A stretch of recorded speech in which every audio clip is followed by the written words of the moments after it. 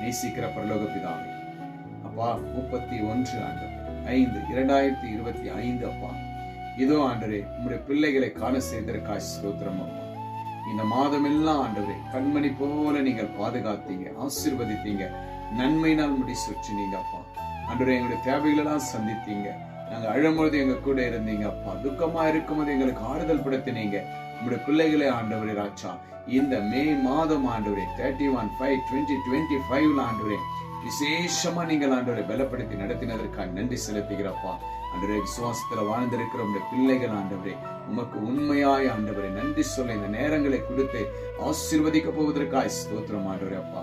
நாங்கள் எப்பொழுது நீங்க செய்த நன்மைகளை மறக்காதபடி அப்பா உமக்கு எப்போதும் உடைய பிள்ளைகள் நன்றி சொல்ல நீங்கள் உதவி செய்ததற்காக நன்றி அப்பா. இந்த புதிய பலன், புதிய கிருபை, புதிய ஆசீர்வாதம் அப்பா உடைய பிள்ளைகளுக்கு காண செய்ததற்காக ஸ்தோத்திரம் ஆண்டவரே அப்பா. 31/5/2025 ஆண்டவரே இந்த மே மாத கடைசி நாளும் கூட ஆண்டவரே உங்களுக்கு நாங்கள் நன்றி சொல்லி துதிக்கும்படி புதிய ஜீவனை கொடுத்ததற்காக நன்றி செலுத்துகிறப்பா.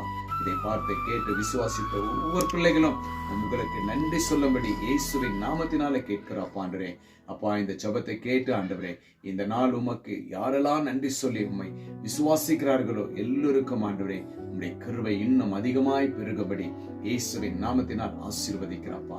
கர்த்தர் நல்லவர், அவர் கிருபை என்றும் உள்ளது என்று சொன்னது போல நீங்க நல்லவர் அப்பா. உடைய கிருபை என்றும் உடைய பிள்ளைகள் நிலைத்திருப்பதற்காய் நன்றி செலுத்துகிறோம். இயேசுவின் நாமத்தினால ஜெபிக்கிறேன் நல்ல பிதாவே, ஆமேன், ஆமேன், ஆமேன்.